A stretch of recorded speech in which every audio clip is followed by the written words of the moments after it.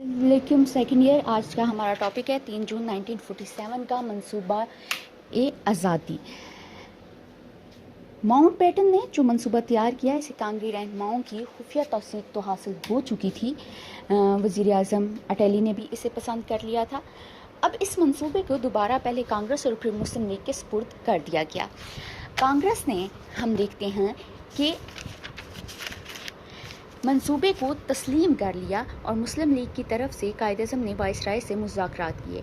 Viceroy चाहता था कि मुस्लिम लीग की तरफ से कायद-ए-आज़म फौरी मंजूरी का ऐलान कर दें, लेकिन उन्होंने वर्किंग कमेटी की राय जाने बगैर अपनी राय का इजहार करने से माजूरी जाहिर की।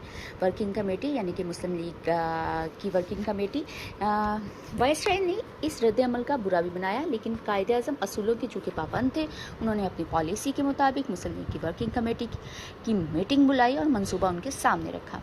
वर्किंग कमेटी ने मंसूबे की तौसीक कर दी, लेकिन साथ ही सिफारिश की कि मामला मुस्लिम लीग की पूरी कौंसिल के सामने रखा जाए। कौंसिल का इजलास हुआ और तकसीम का माउंट बेटन के हाथों तैयार किया हुआ मंसूबा जो है वो मंजूर कर लिया गया। जैसे कि हम लोग जानते हैं कि कायद-ए-आज़म असूलों के इंसान थे और उन्होंने जो है वो तमाम का तमाम काम वैसे ही किया जैसे कि असूलन तय होना चाहिए था। अब हम देखते हैं मंसूबा की चीदा निकात यानी कि इम्पॉर्टेंट पॉइंट। सबसे पहला आ जाता है पंजाब और बंगाल की तकसीम। पंजाब और बंगाल के अजला के मुतालिक पंजाब और बंगाल के सूबों के अजला के मुतालिक ये तजवीज़ पेश की गई कि दोनों सूबों के मुस्लिम अक्सरियती अजला के अरकान असम्बली और गैर मुस्लिम अक्सरियती अजला के अरकान असम्बली अलग अलग इजलास बुलाएं। अगर गैर मुस्लिम अजला के अरकान की अक्सरियत हिंदुस्तान में शामिल होना चाहते हैं तो हिंदुस्तान में चले जाएं। अगर पाकिस्तान से इल्हाक करना चाहते हैं तो इनकी मर्ज़ी पर अमल किया जाए। दूसरा, बाउंड्री कमीशन बनाया जाए यानी कि हदबंदी कमीशन बनाया जाए जो कि पंजाब और बंगाल के मुस्लिम और गैर मुस्लिम अक्सरियती अजला की हदबंदी करें। कमीशन को दोनों फरीक अपने अपने मौक़िफ़ से आगाह करें। सिंध के बारे में ये हुआ कि सिंध की सूबाई असम्बली के अरकान की अक्सरियत दोनों में से एक में शमूलियत का फ़ैसला करेंगे। इस तस्वाबे राय कराया जाएगा। सूबा सरहद के हवाले से ये तय हुआ कि शुमाल मगरबी सरहदी सूबा के अवाम फैसला करेंगे कि वह दोनों ममालिक में से किसके साथ शामिल होना पसंद करेंगे। इसके लिए इस तस्वाबे राय कराया जाएगा। बलूचिस्तान में कायम शुदा जरगे के अरकान और म्यूनसिपल कमेटी क्वेटा के मेम्बरान आम अक्सरियत से अपने मुस्तकबिल का फ़ैसला करेंगे। तो सलहट के बारे में तय हुआ कि असम के सरहदी शहर सलहट में मुसलमानों की चूँकि एक बड़ी तादाद थी तो सलहट में अवामी राय मालूम करने के लिए रेफरेंडम कराए जाने की तजवीज़ थी।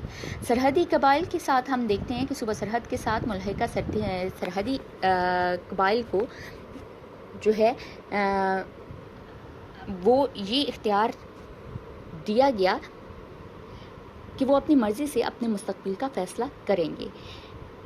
आइनसाज असम्बलियाँ बंगाल और पंजाब की तकसीम की सूरत में दोनों सूबों में नए सिरे से असम्बलियों के इंतखाबात कराए जाएंगे। बरतानवी मंजूरी उसके बाद आ जाती है जी। हम देखते हैं अगर मंसूबे को मुस्लिम लीग और कांग्रेस दोनों जमातें मान लेती हैं तो इसे बरतानवी पार्लियामेंट के सामने रखा जाएगा। मान लिए जाने की सूरत में तकसीम अमल में लाई जाएगी और जून 1948 से पहले आज़ादी हिंद का ऐलान कर दिया जाएगा। डोमेनियन स्टेटस के हवाले से क्या तय हुआ जी कि दोनों ममालिक आज़ादी हासिल करने के बाद डोमेनियन स्टेटस रखेंगे और दोनों के गवर्नर जनरल जो है वो ताज बरतानिया की तरफ से मुकर्रर होंगे। मंसूबे पर अमल शुरू हुआ। 3 जून का मंसूबा तैयार हुआ। कांग्रेस, मुस्लिम लीग और बरतानवी हुकूमत तीनों फरीक इस पर मुत्तफिक हो गए। अब मरहला अमल का था। मंसूबा पर अमल शुरू हुआ और मुख्तलिफ इलाकों का फ़ैसला किस तरह से हुआ। सबसे पहले हम देखते हैं सलहट के बारे में। सलहट में इस तस्वाबे राय हुआ। दोनों बड़ी जमातों ने अपना पूरा जोर लगाया। कायद-ए-आज़म ने सलहट को बड़ी अहमियत दी हुई थी। इन्हें इस तस्वाबे राय में मौलाना भाषानी ने भरपूर मदद की। जब वोट हुए तो बहुत बड़ी तादाद ने पाकिस्तान में शमूलियत का फ़ैसला किया। सूबा सरहद के हवाले से हम देखते हैं कि ये भी सलहट की तरह एक बहुत बड़ा मार्का था। जहान खान बरादरान कांग्रेस की पुष्ट पनाही और मुस्लिम लीग की मुखालफत कर रहे थे। पीरमान की शरीफ और खान अब्दुल कयूम खान जैसे रहनुमाओं ने पाकिस्तान के लिए बड़ा काम किया और सरहद में बड़ी अक्सरियत पाकिस्तान के हक़ में वोट डालने आई। इस तरह सरहदी सूबा पाकिस्तान का हिस्सा बन गया। फिर हम देखते हैं बलूचिस्तान के हवाले से कि कायद-ए-आज़म ने बलूचिस्तान में अपने साथियों की मदद से ज़बरदस्त इंतखाबी मुहिम चलाई। काजी ईसा खान अफ़कलात और कई दूसरे मुस्लिम लीडर मुस्लिम लीग की हमायत में मैदान में निकल आए। क्वेटा की म्यूनसिपल कमेटी के अरकान और जिरगा ने इत्तफ़ाक़ की राय से पाकिस्तान में शामिल होने का फ़ैसला किया। सिंध असम्बली ने सिंध की सूबाई असम्बली के मेम्बरान का इजलास हुआ और एक बड़ी अक्सरियत ने सिंध को पाकिस्तान में शामिल करने का फ़ैसला किया।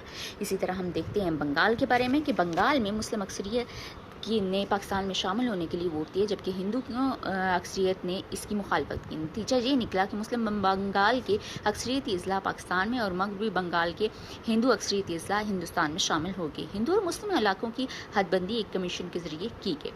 اسی طرح ہم دیکھتے ہیں کہ پنجاب کے بارے میں جو ہے، چونکہ مسئلہ بہت زیادہ سنگین تھا، صوبائی اسمبلی کی مسلم اکثریت نے پورے پنجاب کو پاکستان میں شامل کرنے کا مطالبہ کیا اور ہندو ارکان چاہتے تھے کہ ایک کمیشن بنایا جائے جس نے کہ حد بندی کر دی۔ مشرقی پنجاب کے اضلاع ہندوستان میں اور مغربی کے پاکستان میں شامل ہوئے۔ ہم دیکھتے ہیں کہ اس وقت کچھ ریاستیں بھی موجود تھیں جن کا اندرونی نظم و نسق جو ہے اس وقت کے نواب اور راجہ چلاتے تھے اور بیرونی کنٹرول حکومت برطانیہ کے پاس تھا۔ ریاستوں کے متعلق فیصلہ ہوا کہ ہر ریاست اپنا مستقبل خود طے کرے گی۔ جو ریاستیں پاکستان یا ہندوستان سے الحاق کرنا چاہتی ہیں یا الگ تھلگ اپنا علیحدہ وجود قائم رکھنا چاہتی ہیں، انہیں ایسا کرنے کی اجازت ہوگی۔ زیادہ تر ریاستوں نے پاکستان یا ہندوستان سے الحاق کر لیا، صرف 3 ریاستیں متنازع تھیں: حیدرآباد دکن، جوناگڑھ اور جموں کشمیر۔ حیدرآباد دکن نے اپنی جداگانہ حیثیت برقرار رکھنے کا فیصلہ کیا تو ہندوستان نے بین الاقوامی سمجھوتے کو پس سے پشت ڈالتے ہوئے 11 ستمبر 1948 کو حیدرآباد پر حملہ کر دیا اور اسے اپنی حدود میں شامل کر لیا۔ پاکستان نے اس معاملے میں تقریباً خاموشی جو ہے وہ اختیار کیے رکھی، کیونکہ ریاست کی زیادہ تر آبادی غیر مسلموں کی تھی۔ جوناگڑھ کا نواب مسلمان تھا لیکن وہاں بھی آبادی اکثریت ہندوؤں کی تھی۔ اس ریاست پر بھی فوج کشی کی گئی اور ہندوستان نے زبردستی ریاست کو اپنے کنٹرول میں لے لیا۔ ریاست جموں کشمیر میں مسلمانوں کی آبادی غیر مسلموں کی نسبت بہت زیادہ تھی۔ وہ پاکستان میں شامل ہونا چاہتے تھے لیکن ان کا ڈوگرا راجہ ہندو تھا۔ اس نے ہندوستان سے گہری وابستگی کا اظہار کیا اور ہندوستانی فوجوں کو کشمیر کے دفاع کی دعوت دے ڈالی۔ اس پر کشمیر میں آزادی کی جنگ 1948 شروع ہوگی۔ حریت پسند کشمیریوں نے کافی علاقہ آزاد کرا لیا۔ ہندوستان مسئلہ کو اقوام متحدہ میں لے گیا۔ سلامتی کونسل نے جنگ بندی کرا دی اور قرارداد منظور کی کہ امن قائم کیا جائے اور جب حالات ٹھیک ہو جائیں تو اقوام متحدہ کی نگرانی میں تصویب رائے ہو۔ اگر اکثریت پاکستان کے حق میں ووٹ دے دے تو ریاست کا الحاق پاکستان سے کر دیا جائے۔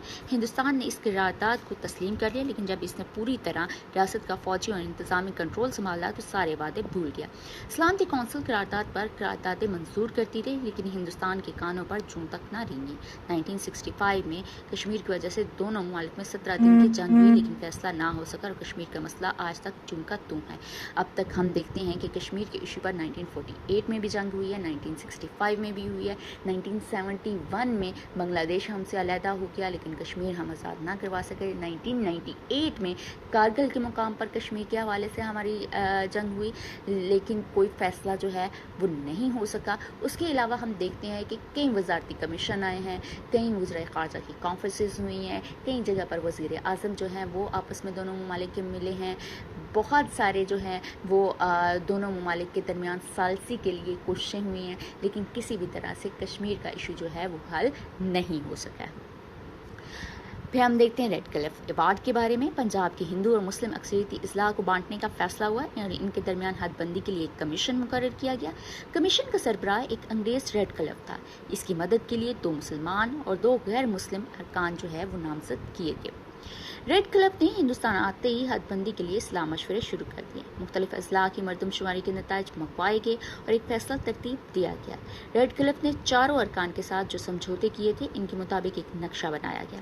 اس کے مطابق فیروز پور، گورداسپور کے اضلاع اور زیرہ کی تحصیل پاکستان میں شامل تھے۔ بعد میں ریڈ کلف نے جب اپنا فیصلہ جاری کیا تو یہ انتہا درجے کی بد عہدی اور قوم دشمنی کے مترادف تھا۔ ہندو سرمایہ داروں کے رویے اور وائسرائے لارڈ ماؤنٹ بیٹن کے دباؤ کے تحت ریڈ کلف نے فیروز پور کا پورا ضلع ہندوستان میں شامل کر دیا۔ زیرہ کی تحصیل اور مادھو پور ہیڈ ورکس بھی ہندوستان کو مل گیا۔ گرداسپور کی صرف ایک تحصیل شکر گڑھ کے علاوہ باقی تمام علاقے ہندوستان کے سپرد کر دیے گئے۔ یہ فیصلہ غیر منصفانہ تھا۔ کشمیر تک ہندوستان کی رسائی کے لیے گرداسپور کے مسلمانوں کا حق طلب کیا گیا۔ بالآخر تمام مراحل طے ہوئے اور قائد اعظم نے تمام ناانصافیوں کے باوجود ریڈ کلف کا فیصلہ تسلیم کیا اور پنجاب کی تقسیم عمل میں آئی۔ مغربی پنجاب، مشرقی بنگال، سندھ، سرحد اور بلوچستان امور مسلم ریاستوں پر مشتمل ایک نیا ملک مملکت خداداد پاکستان 14 اگست 1947 کو دنیا کے نقشے پر ابھرا۔ یہ نظریاتی ملک بڑے کٹھن مراحل سے گزرا ہے اور قدرت کی بے پناہ امداد کے طفیل اپنا وجود برقرار رکھے ہوئے ہے۔ مسلمانان برصغیر کی ایک نسل نے اسے تخلیق کیا اور اب بعد میں آنے والی نسلوں کی ذمہ داری ہے کہ وہ قدرت کی اس انمول تحفے کی حفاظت کریں اور اس بعد میں آنے والی نسلوں میں آپ لوگ بھی شامل ہیں۔ آپ لوگوں کے لیے بھی یہ چیز ہے کہ آپ بھی اپنے نظریہ کی حفاظت کریں اور اس کو نعمت خدا بندی سمجھیں اور اپنے ملک کی ترقی کے لیے ہمیشہ کوشش کریں. شکریہ.